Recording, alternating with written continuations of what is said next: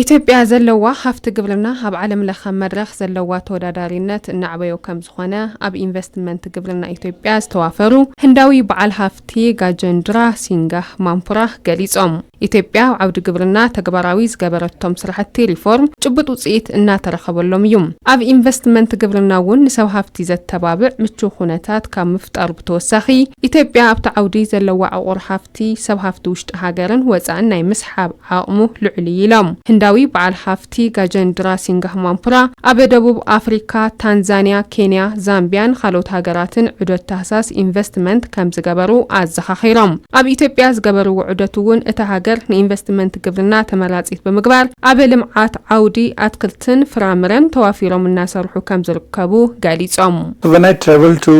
many different countries ደቡብ አፍሪካ ኬንያ ታንዛኒያ ዛምቢያ ሓዊሱን ናብ ዝተፈላለዩ ሃገራት ተጓዒዘ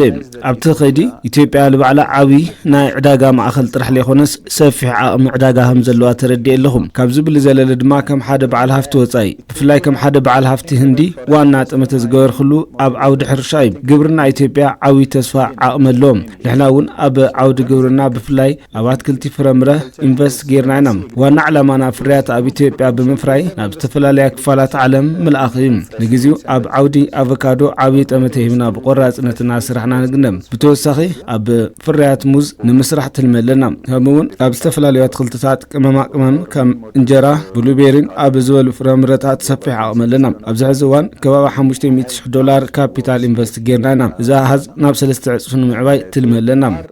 $500,000 but we have planned to triple the same investment መንግስቲ ኢትዮጵያ ኣብ ኢንቨስትመንት ግብርና ዝበረታታዕ ስርዓት ሓገዝን ክትትልን ከምኡውን ኣኽኣሊ ምህዳር ከም ዝተፈጠረ ገሊጾም መንግስቲ ካብ ቀረብ መሬት ብተወሳኺ ከም መንገዲ ኤሌክትሪክን ቀረብ ማይ መሰረተ ልምዓት ብምምላእ ዓቕሚ ኣልማዕቲ እናጠናኸረ ምዃኑ እውን ተዛሪቦም Ethiopia has huge potential to become the hub ኢትዮጵያ ዓውዲ ግብርና ለዓለም ለኸ ዕዳጋ ማእኸል ናይ ምፍራይ ዓቢ ዓቕሚ ሎም እዚ ዓቕሚ ዝፍልፍል ካብ ዘለዋ ብርክት ዝበሉ ምቹ ኩነታት ተጣሚሩ እዩ ሓይሊ ኤሌክትሪክ ኣዝዩ ሕሳር እዩ ወሳኒ ዓቕሚ ሓይሊ ሰበሎም እቲ ካሊእ ወሳኒ ዝኾነ ጉዳይ ድማ ናይ ተፈጥሮ ኩነታት ምህዳር ግብርና እዩ እዚ ማለት ኣዝዩ ምሩጽ ዝኾነ ሓመድ ልሙዕ መሬት እኹል ሃፍቲ ማይን ንኹሉ ነገር ዝምቹ ኩነታት ብሰፊሕ ይርከብ እዮም መንግስቲ ኣብ ዝሓለፉ ሂደት ዓመታት ብርክት ዝበሉ ስጉምትታት ወሲዱ እዩ ብፍላይ ብርክት ዝበሉ መማሓየሺ ማክሮ ኢኮኖሚ ወሲዱ እዩ ካብዞም መማሓየሽታት ብተወሳኺ ሕዚ መንግስቲ ንሰብ ሃፍቲ fully ትኩረት ብምሃብ